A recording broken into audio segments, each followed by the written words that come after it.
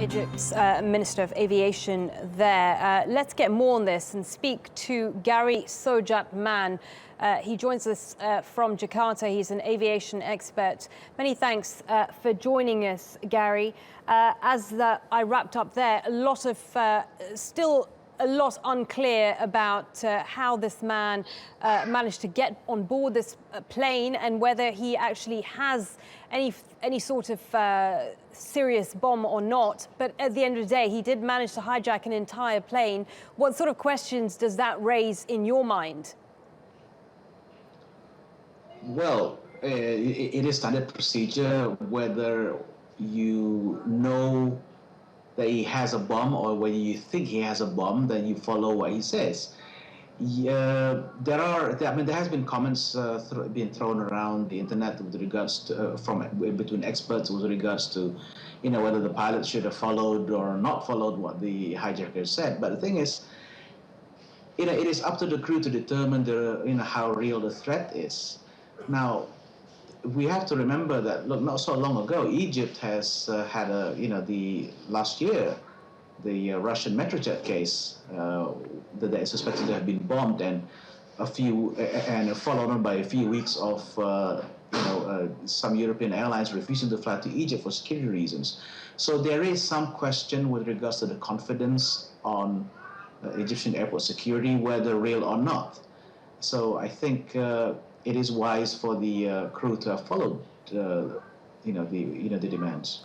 Do you think there needs to be a more standardized procedure, given that someone is able to actually bring down an entire plane?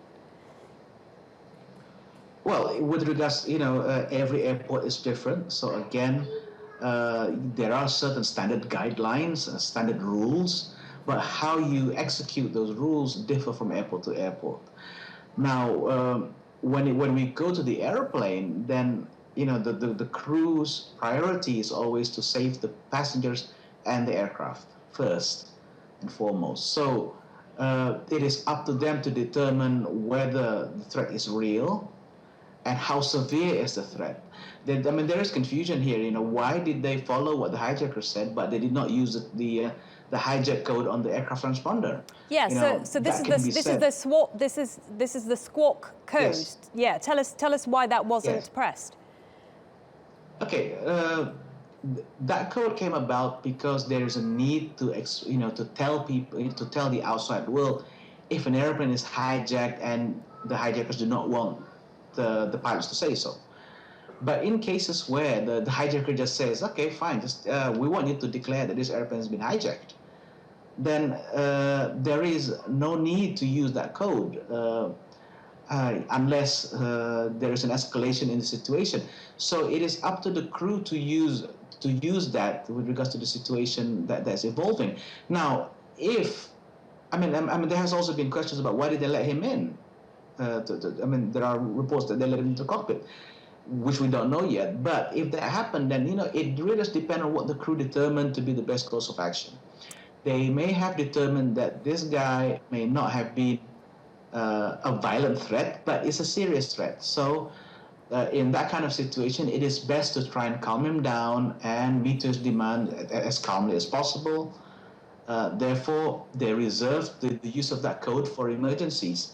If they believe the situation is under control, then they will just let the ATC know, the air traffic controllers know what's going on, and just keep that code, when things go sour. So this sort of begs the question that if this is all down to the crew itself to make these decisions plane to plane, how much training do they actually have to deal with situations like this? No, well, they don't have the same amount of training as, say, the hostage negotiators. No, they don't have that much training, but they are trained with regards to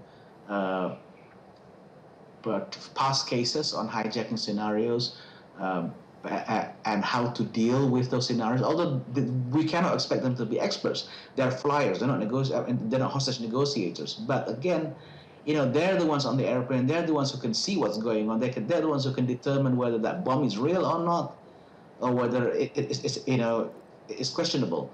So you can't train them for that, but again, who else can you rely with? Who else can you rely on? Put this into context for us, Gerry. How rare or not rare is an incident like this happening? Hijackings are rare today. I mean, most of hijackings are done by, in the past are done by people who carried arms onto the aircraft. Airport security has improved that. Then we went on to the bomb-style terrorism against aircraft. So we see in the 80s aircraft being bombed. And since September 11, 2001, we see a different kind of threat, which is actually violent, suicidal hijackers. And the procedure has been changed to, into how to deal with those. But we do still have what we call the classical hijacking style, where, somebody would hijack a plane for whatever reason, and they don't intend to kill people. So, but again, those are rare, and hijackings themselves are rare. A lot of them, if they are serious terrorist threats, they will be caught before they get to the airport. We don't hear about them, but yes, within the intelligence communities, we hear about them from time to time. So again, yes, it is still rare. In terms of what is going on at the moment, we know many of the hostages have been released, but there's still 7 on board.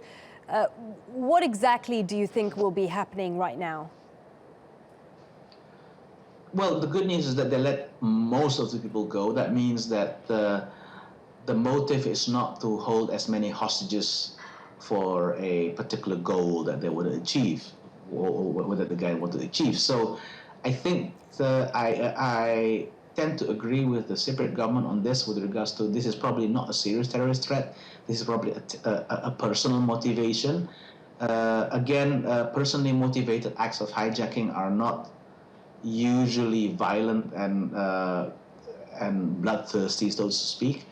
They want to get to their objective as soon as they can.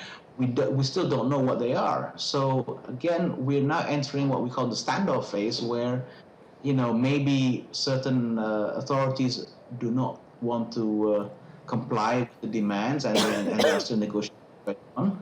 So we'll have to see. I mean, we are now entering what we call the standoff phase. Okay, really good to talk to you, Gerry. Gerry Soejatman joining us there from Jakarta. Gerry, an aviation expert.